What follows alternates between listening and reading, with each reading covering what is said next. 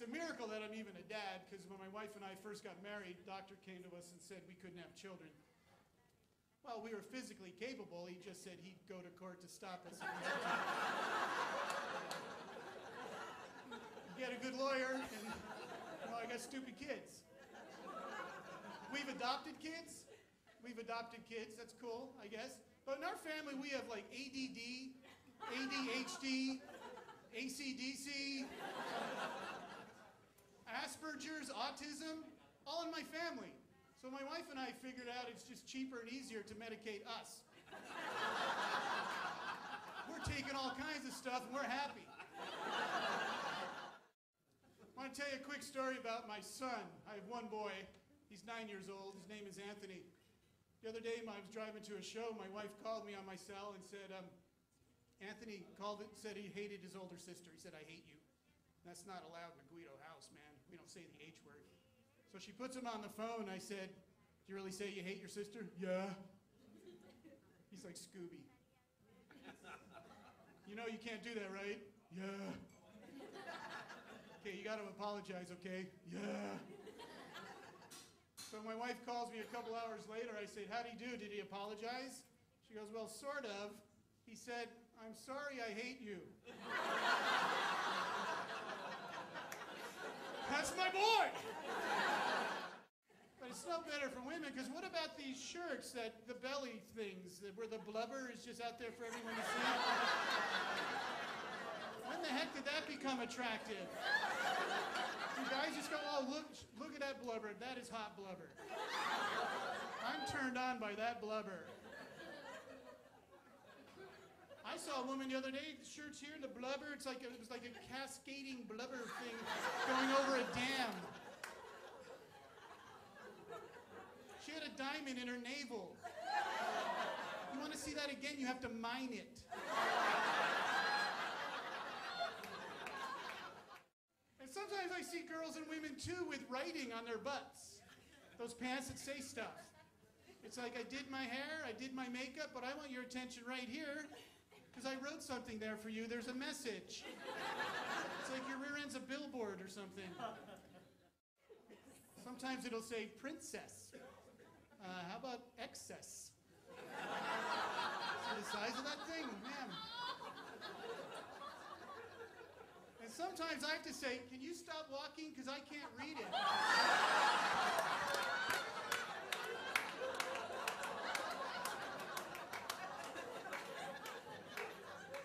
There's a letter missing.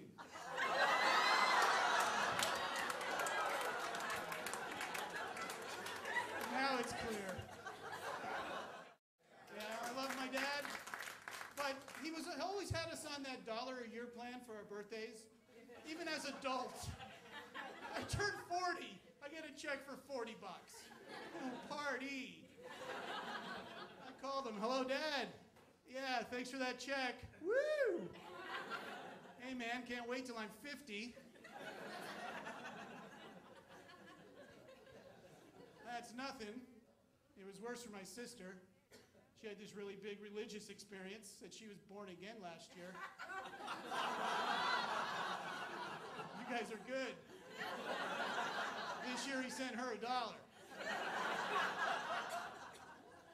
You guys are awesome. That joke, it's a hard joke to some people. It is. I've done that joke, I swear, in some parts of the country, turn the crowd into the Stepford audience. Well, I don't get it. I'll be danged if I pay a cover charge and have to do math.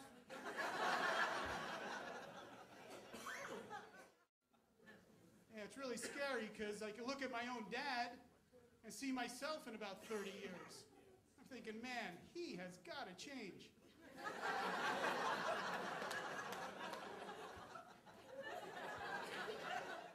I happen to have a really frustrating day myself.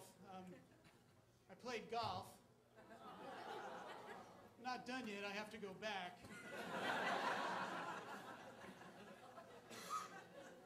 But I found out there's a huge loophole to the game of golf. You know what it is? They let you keep your own score. It's not like bowling where they put it up for the whole world to see. You know what I do? I just fill out my scorecard before I play. Hey, you're laughing. I'm getting better. But I watch golf on television sometimes. Tiger Woods makes the game look so easy, doesn't he? Drives me crazy, because I suck at golf. He makes it look so easy. Tiger, tees off? What does he drive the ball, 1,000, 2,000 yards? They have a camera on the ball, it's going through clouds. Bangs off a weather satellite. Comes down with postage from Japan on it. It follows the green, rolls and rolls, with backspin. It ends up like 2 inches from the hole. Tiger's like this. I'm thoroughly amazed. Then the announcer will say this. That was a pretty nice shot for Tiger. Yeah, pretty nice shot for Tiger. You know what a nice shot to me is? I'm going to tell you. That's where I hit the ball and it lands on grass.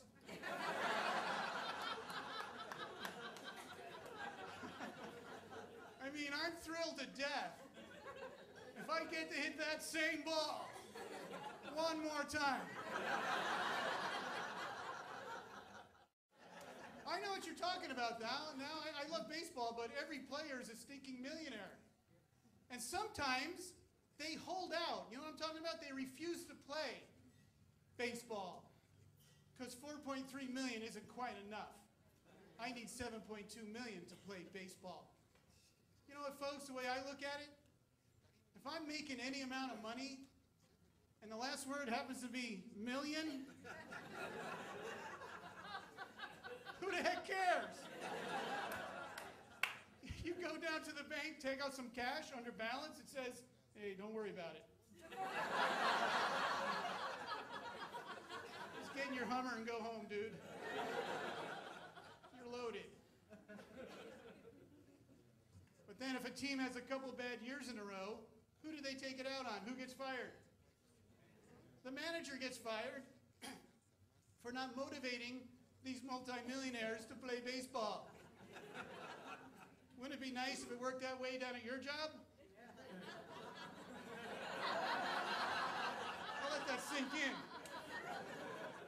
Yeah, imagine that. You're unbelievably overpaid. You show up late. You have a lousy attitude. You don't do a thing. You leave early, and they fire your boss. I was recently in a really nice hotel, and I got to be bedtime, and there was a knock at the door.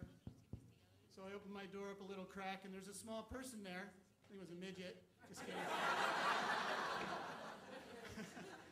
Small person there looking at me says, "Excuse me, can I turn down your bed?" And you know what they want to do? They want to come in your room and pull down your covers for you. Like you can't do that yourself. Well, I did this one time. Knock at the door. Little person there says, "Excuse me, can I turn down your bed?"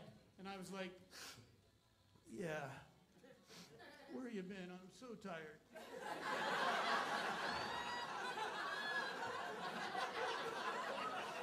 I've been waiting for you for an hour and a half. And sleeping on the floor till you got here. Ladies and gentlemen, thank you very much. It's my pleasure. Enjoy the rest of your evening. Thank you. Thank you. Thank you.